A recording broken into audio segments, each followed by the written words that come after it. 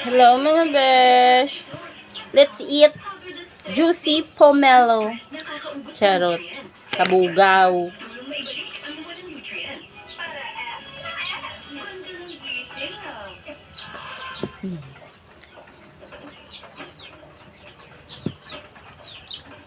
Ayos lang po ba kayo? Oo. Kumusta ka naman? Ayos lang. Kumusta na ang lahat? Yung baby mo, nagpas na 2 taon na? 26 months old na siya ngayon. Tamis. Aman yung kabugaw mga besh. Diba? Oo. Chiefly.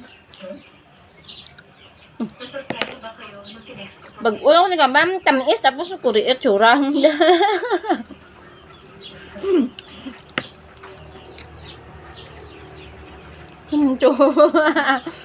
Ang itsura. Do. Ako po?